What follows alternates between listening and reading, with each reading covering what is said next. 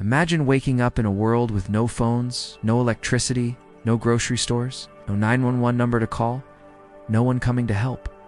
Most people would panic. Some might try to adapt.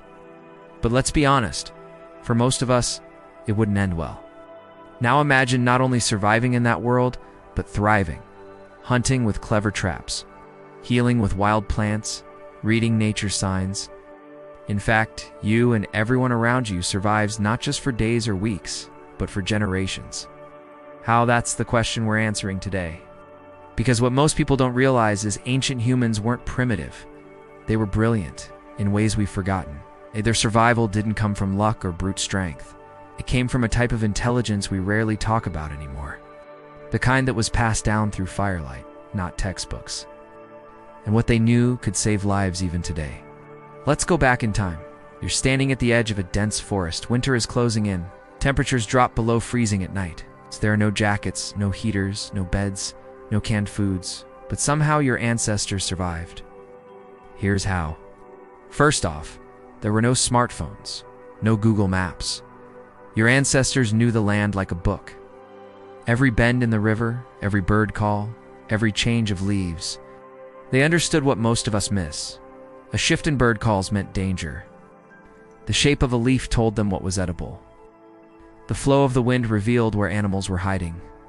This wasn't guesswork. It was intelligence built on observation, memory, and a deep connection to the earth. Next, they built fire from nothing. No matches, no lighters, no electricity. They rubbed stone and stick together, knowing the exact pressure and angle, the exact length and type of wood.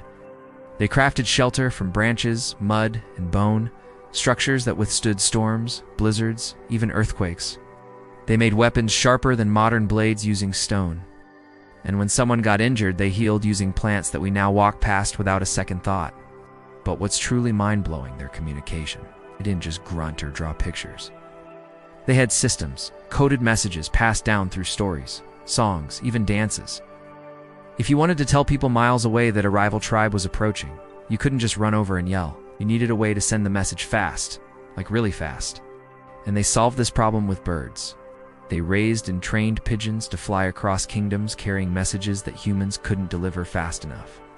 Think about that. Before email, before radio, before even paper, they sent birds into the sky to deliver life-saving words.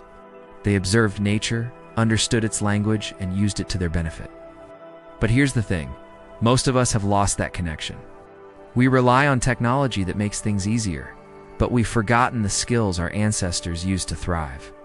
And that's why so many people feel disconnected today, stressed out, helpless, even hopeless.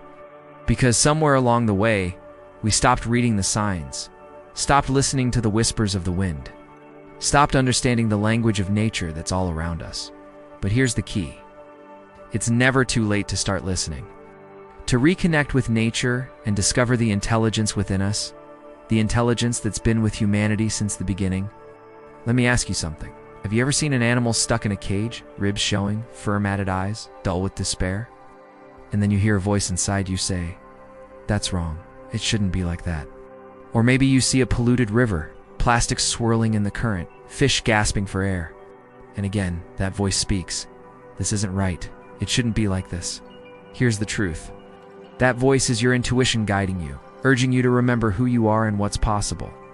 It's a reminder that we're not just products of our circumstances, that we have the power to change our lives and the world around us. It's calling us back to the roots of human ingenuity, to the forgotten path that runs through every one of us. You know those moments when you're out in nature, surrounded by trees taller than any building, leaves whispering secrets to each other in the wind, and you feel this overwhelming sense of awe and wonder.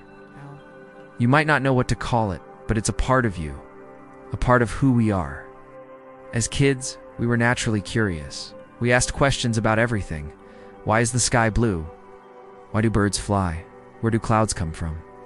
Our curiosity was a compass guiding us toward understanding the world around us. For our ancestors, curiosity wasn't just a childhood phase. It was a lifeline, a tool for survival. They observed patterns in nature, learned to predict weather, and discovered how to use natural resources to their advantage. Curiosity led to innovation, sparked their creativity, and inspired them to find solutions to everyday problems. Take, for example, the invention of the wheel. Someone somewhere must have looked at a round piece of wood rolling down a hill and thought, that's interesting. Then they picked it up, pushed it, and rolled it. From that moment on, everything changed. Transportation became easier, goods could be moved faster, and communities could thrive. Curiosity also fueled their artistic expression. Cave paintings, rock carvings, and musical instruments all emerged from a desire to understand and express the world. They saw shapes in the stars and stories in the clouds. They sang songs about their experiences and painted pictures of animals they hunted. Art became a way to communicate ideas, preserve history, and connect with others. Unfortunately, somewhere along the way, many of us lost touch with that innate curiosity.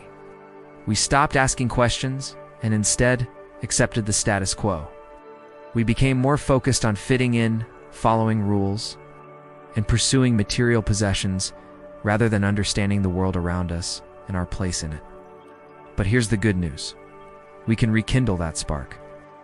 We can nurture our curiosity, and in doing so, rediscover the joy of learning, the thrill of discovery, and the satisfaction of understanding. When we let curiosity guide us, we open ourselves up to a world of possibilities.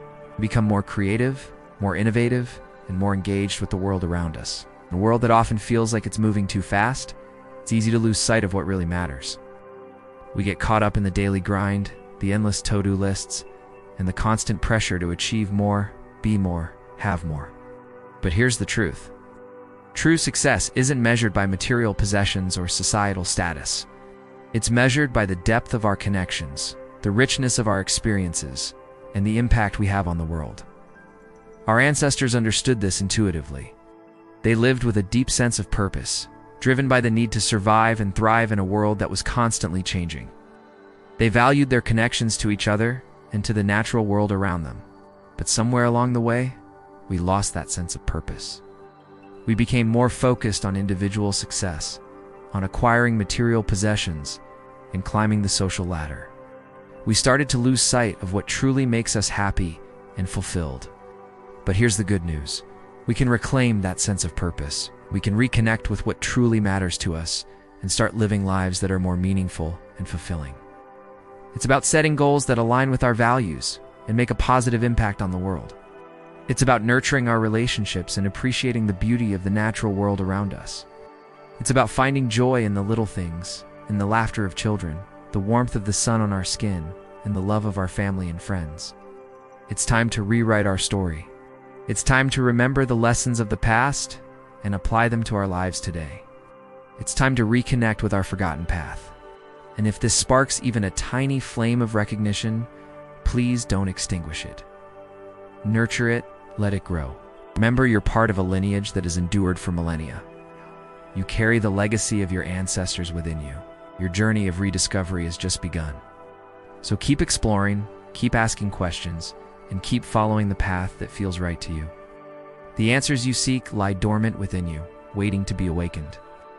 Trust yourself, trust the process, and trust that you will find your way.